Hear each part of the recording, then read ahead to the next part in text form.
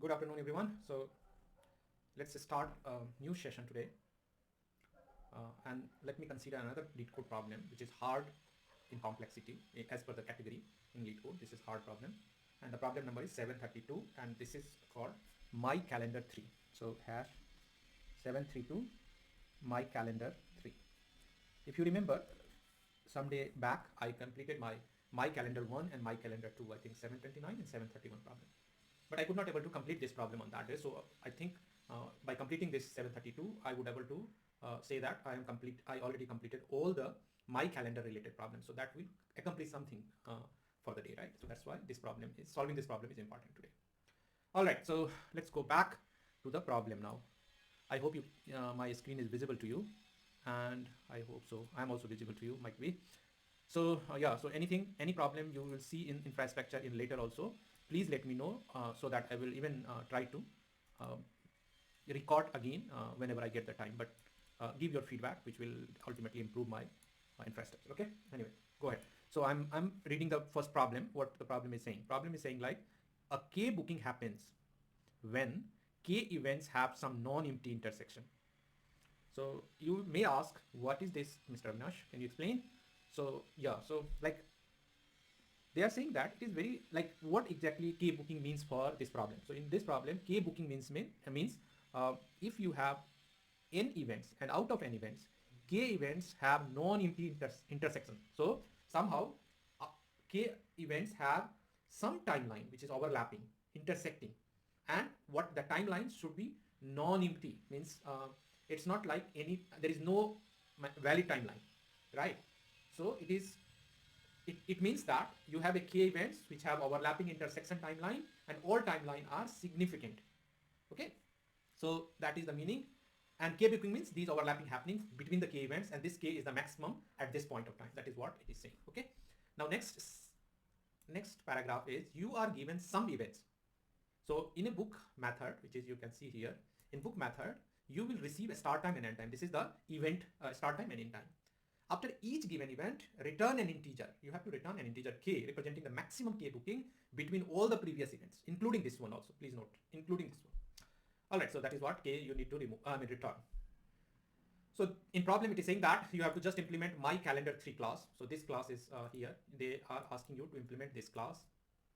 So they have already created a skeleton for you for this problem. So you are about to implement these two methods, MyCalendarThree constructor, and then one method which is called book method. So you have to implement these two. Okay. So that is clear, I think. Let me go through the example so that you will get better hands-on, a better hold on understanding. So okay. So there are 5 to 6 API calls in this example. One call is book 10, 40. Another call is book 50, 60. Third call is book 10, 40.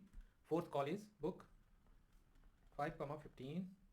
Fifth call is book 5, 10. Sixth call is book 25, 55. All right, so just virtually you imagine that you have a timeline which is starting from 0 and ending from 60. This is for your understanding. 0 to 60 is your timeline. So this is timeline series. Okay, now you can think like 10 here, 20, 30, 40, 50 and 60, like that. Okay, just theoretically I'm explaining you the timeline. The first book call, if I consider this one, this is 10 to 40. So I would say that this timeline is covering between this. So there is an event. Okay, hold on. Small mistake I did it here. Do I have to correct? Yeah. So for better understanding, I think you have to correct it. So okay. So this is your timeline. The first timeline is this. Okay. No. Okay. Right. So this is your first timeline, 10 to 20. Okay. This is between 10 to 20. Next is, so this I covered, then 50 to 60. Okay. So 50 to 60. So let's say this one 50 and I have 60 here. So 50 to 60 is another. Now next is 10 to 40. So when you draw this line, you can quickly understand that there is a timeline between 10 to 20 where now you have 2. K is K bounding, right? Sorry, K booking. K value here is 2. So when I am here, until this point, my return value is 1. Here also my return value is 1. But as soon as I get the call of book with 10, 40, now my K value becomes 2 because these two are intersection, right? 1 and 2 intersection. 2 event have intersection. Okay, so this one, okay. Now, so K is equal to 2. Once I get the 5 and 15. So this is something like that, okay? So this is something like that. And after this call, if you look at theoretically, you can quickly visualize that between 10 to 15, there are 3 interval intersection, right? There are 3 interval intersection. So this is 3. And once you are here, then in each introduction, even though it is like making next or not, because next is 510, right? So 510 is here. So it is not overlapping. It is not introducing 4th overlap, right? So this is not the case. That's why 3 only should be returned from here. And then 25 by 55. So 25 is here. 25 is here. And up to 55. Now 1, 2, 1, 2, 3, 1, 2, 3. So again, this has not 3. 1, 2, 1, 2, and here 1, 2, 3. So yeah, so here 1, 2, and 3. Here 1, 2. Yes, this is 1, this is 2, and this is 1, this is 2. So if you see that here, still 3 is the maximum value of K persist in this, this last book call also. So I'm pretty sure that by this way you can go for more such kind of booking in your test cases, and you can evaluate. You can find the value K, but you also quickly imagine that if my start or end is very large, then this frequency table will not help you, right? That is, you also realized here. And in constraint, it is given that your start and end range would be 10 to the power 9, and which is a very huge range. So frequency kind of concept is no. That is not a choice. So how then you will proceed? So with the constant, I am very much sure that if something which is based on my number of calls, if I will manage some data structure which will play on these calls, and after that, whatever the modification and update and searching required within this data structure, if that would be in order of n log n, not n square, nothing, n log n or something in that range, that might be your optimal solution, right? But there is no choice of going for start or end time, like time interval. That is not a question of going on. So you can only proceed now with the API calls, some data structure where you can manage these start or end time interval well in certain order, and so that so what are the steps you are following? What you are going to follow? What are the steps you are going to follow? Let me move for that step first now, because otherwise, so you understand the example, right? That part is clear now. Now the next thing is, let's try to understand what are the steps you need to follow here. So go to the next slide, next page. Okay. Now, okay. So here, so on every book call, let's try to understand how my system is going to react after getting the book call. So for example, this example only, I'm getting like this call, and when you have already 10 and 20 and 50 to 60, these calls are already in your data structure, some DS example. Just imagine that some DS is already there, and how they will affect new event in existing data structure.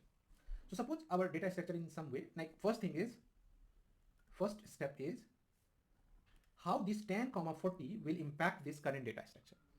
So what is my choice? What is my choice here? What is my action point here? My action point here is try to find the overlapping of new interval with the all existing interval, right? So try to, and how do you do this? The brute force naive approach, would not say brute force, it is a naive approach that I will iterate all the intervals available and go one by one, right? That is what I can do, right? That naively I can do that thing. So then I will first check 10 to 20, yes it is. So let's check. So iterate your existing interval and see that does it overlapping. Okay, does it overlapping here? So if you see that 10, 20 and 10, 40 does it overlapping? And 10, 40, right? Yes, it is overlapping. Yes, it is overlapping. What do you do in that case? Yes, it is overlapping. Okay, I found this, it is overlapping. What should we do? So what should we do so that okay, so now if I break this overlapping into, that is called split concept, split interval concept, split interval concept. Okay, split interval concept, and that will break this interval 10 into 20 and 20 to 40. But 1020 is exactly existing already. So this and this, 1020 here and 1020 here, new place. Now both are exactly overlapping. Do I need to push this 1020 again? No. Then how we will manage this 1020 occurs two times, like overlap two times. So for that purpose, you have to introduce one more additional variable, and that should be frequency. Like how many times this interval occurred or overlapped, right? Occurred or overlapped, both are same thing. So how many times? So I would say this is two times, this is one time, and I will introduce 20 to 40, which is again one time. If I have to maintain this frequency of this time interval, then I can quickly return this two value. And if you remember the earlier which I was talking about here, you see that after 1040 your k would be 2, right? If you remember this one, like yeah, this one, I cannot see on this string. So let's change the color so that you can quickly see. So if you look at this value, where is that one? Yeah, so if you look at this, change the pen color, buddy. Yeah, so yeah, so this one, right? So after this, if you look at this value, right, 2, so you will quickly see that there is an overlapping case, right? So okay, that is what I'm trying to prove you, that after breaking, if you maintain the frequency, that will help you to return the k value. Okay, the same thing, same will go for again. So iterate it, then split it. So iteration may require order of n, right? Please note this. And then splitting is, yeah, so it only requires like constant time, some comparison, some breakup, like that. So splitting case, splitting need some constant time, maybe few units of work, right? And then once you again need to insert this new interval into existing database. I'm fairly assuming that some kind of binary search tree or some kind of balanced binary search tree, maybe one way of thinking of it. And if I assume that I'm using the data structure like sorted set, yeah. So in sorted set, probably order of n log n. I'm extremely sorry. Order of log n. Log n is the insertion time, right? Order of log n would be the insertion time. And you have n number of such cases, right? So that's why this becomes order of n log n. Insertion time will be order of n log n, and this order of n iteration, like from every value you have to iterate your so if I'm using the set, then this again finding the right place, finding the overlapping would be based on finding the range, not order of n square, finding the range where I can do. So that would be lower bound and upper bound. Somehow you have to quickly find the set which is lies between this range, start or end. Or like, just for now, just sake of understanding, let's say this is order of n square. So order of n, and then n element, for n event, this will become order of n square. Though it would be definitely less than order of n square. In the worst scenario also, this would be order of n square only.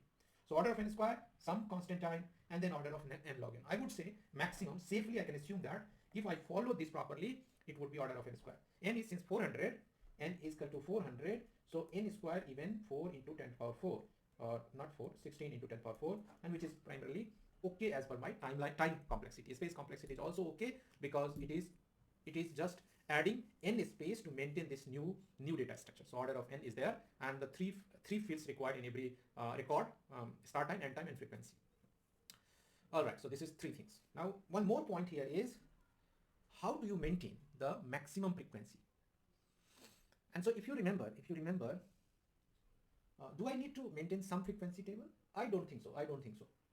If you want to make more complex your code, then you can create another set which can be sorted according to the frequency, but I don't require here.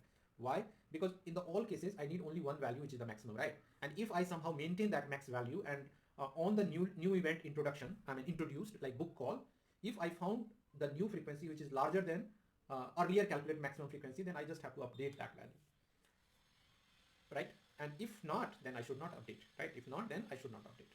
That is what we can maintain, and that's it. So no need to maintain the another data structure for frequency. That is what I'm assuming here. So I believe, let me repeat again. You can ask me always any question you can ask, but let me repeat again so that you will understand better. Here my choice of steps is, first step is, while call a book, I need to push this new event into my data structure. I have maintained the data structure which is sorted according to start time, and that's why I chosen the set sorted set, in which 3 fields are there: start time, end time, and frequency. Then I need to maintain the, when I have a 10 new book call where start time and end time, I need to go through the set which is falling under this range 10 and 40. I need to find all the set element which is falling in this range, and then I will iterate one by one. I will iterate one by one. So the first element is 1020. Say for example, so 1040 range means I will get this 1020 and I will get 5060, right? Because this is the range. Up to this point you have. So I will check this one. 1020 and 1040 are overlapping. So in case of overlapping, what should my choice? My choice is check, is this how they are overlapped? Like what kind of overlapping is this? So there are 5 different types of overlapping possible. Okay, so I have not discussed that thing, because let's assume that 1040 is different scenario in this time. Imagine that you have a 1040 inside the existing existing interval, existing event in your data structure, and 1020 came in this book. The just reverse of this I'm talking about right now. So just imagine this scenario, that it is 1020 and this one 1040. Okay, and this was not the case as of now. So here, sorry, 10 to 40. Okay, 10 to 40. So imagine this is completely part of this, right? So in that case, what should be my split? I need to split this one, not this one. So like, is this splitting required? That overlapping will decide. Splitting required will be decided by overlapping. Then which part will require splitting? It depends on what kind of overlapping it has. There are different kind of overlapping, like exact overlapping.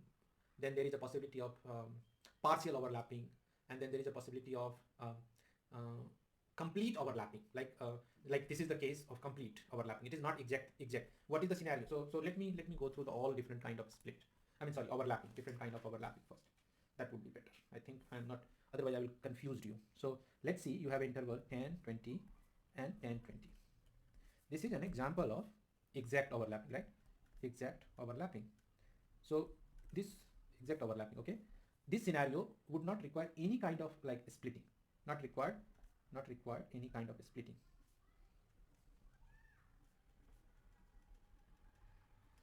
So you just have to increase the frequency. That's it.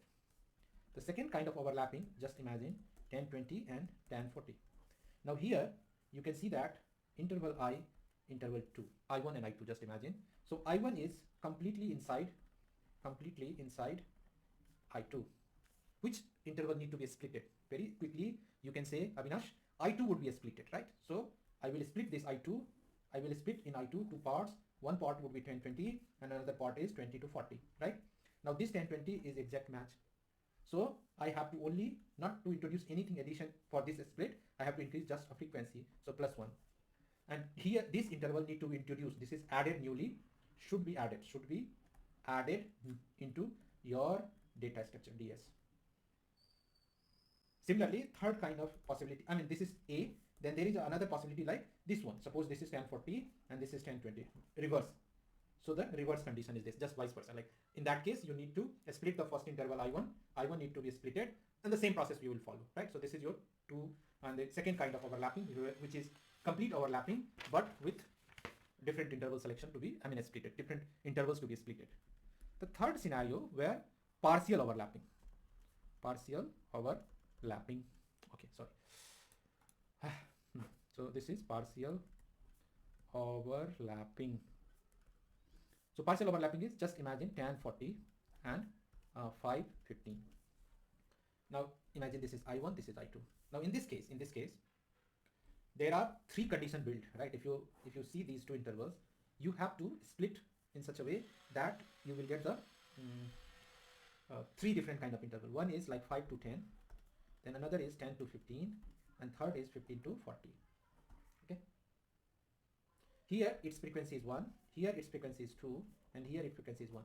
Am I right? Please think on it. So I do think yes.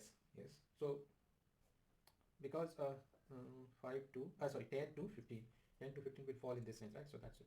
Yeah, so this is one thing. So here interval 1 is partially overlapping with I2. it has also another condition, A and then B also, like something. So you have to maintain this splitting somehow, and the other condition also, other condition is like, suppose you have here I1 is like that, I1 is something, and then I2 is something, this is something like that, okay? Here is I2, here is I1. No, this is A condition, this is this condition. B, imagine that your I2 is here, but your I1, so just I2 is here, I1 is here. Like I1 and I2 is over, but in that case also there are three, right? This only, you have to break the three part. You have to break the three part. The same thing. So nothing new. Like no need to learn it differently. It is just a same concept you have to apply. So you need to. So partial overlapping will always produce three intervals that you need to understand. Okay, and this one. So this complete concept is how to handle the overlapping. After the overlapping, you have to break the intervals, assign right frequency to each interval, and then if they required, you have to, not required, it should be added again into the set. If it is already existing, you should first remove it, update the frequency, push it again, like that. And so this way you can able to handle complete case, right? Now one problem while implementing this type of code, one problem you will see that, if while iterating you will do this, if you will do this, then there is a problem, right? Because what you are doing, you are working on the same set, you are iterating something and you are splitting it also, then modifying it also. So this will not work. This will not work actually. So in that case, you should be careful that you are not using iterator, because iterator will be invalidated as soon as you add some value or remove some value from there. So this precaution you have to take care while implementing this thing. So yeah, so you will see it in my code, and then you may follow if you have any confusion. Otherwise, I believe that this is the thing you have to take care. That's it. Anything else? No. And maximum to maximum, in the worst scenario, order of n square is the time complexity, and in the best scenario, maybe order of n log n would be your time complexity. And then space by, this is order of n, because you have to store all n events into some data structure where you have to maintain all these n events, right? That is what the problem is. I hope I am able to explain you properly these all cases, right? What else? So I discussed scenario where we can uploading the something, okay, done, overlapping, then splitting, then inserting into data structure, yes, already done.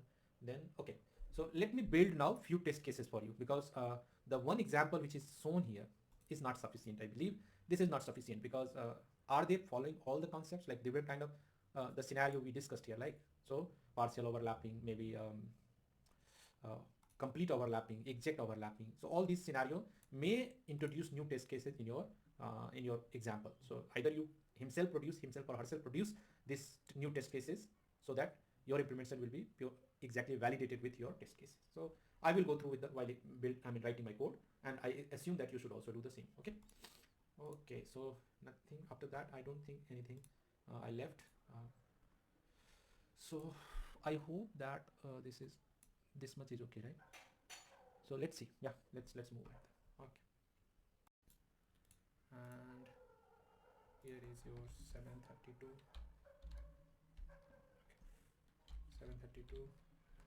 MyCalendarThree, okay, .cpp.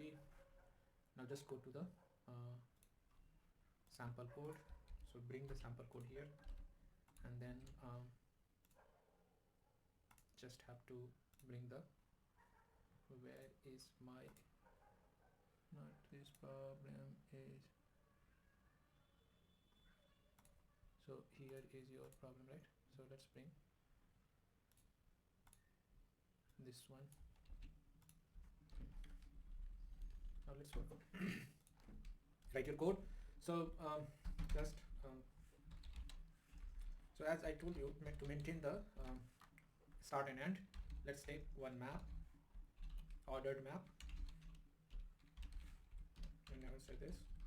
Okay, so usually in constructor you have to clear the map, then invoke like okay, here is the small things. I will explain it while going also, but let's try to first write the code and submit it, then we will discuss.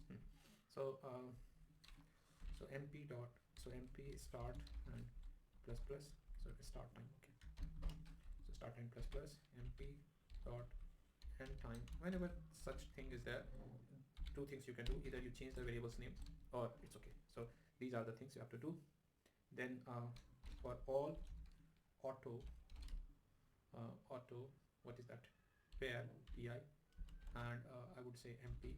Okay, and here you'll have to create two things. One is like max, or maybe kmax. K-booking is the typical word, and end sum is equal to 0. Okay, so yeah, so you have to do is sum plus plus and not this pi, this pair into second. Okay, so and then K-booking would be the maximum value, max of this K-booking comma sum. Okay, and so you try to find the maximum value from here, and then finally you have to just return the value K-booking, right? That's it. Think on it. So this you have to iterate, check. That's it. That's it. This much is the only code you need to push into your this MyCalendarThree, and I hope it will work. I hope it will work. Okay, so that's the easy part of this problem. So okay, so I will update this code on my GitHub also, and you can find, so go to the GitHub. Okay, start which one problem, 732, right? 732. So push. All right, so done. So done. Thank you for your patience. Keep learning, keep following me on this YouTube channel, and if you like it, please subscribe it and share to your friend also. Thank you. Thanks a lot. Bye. Take care.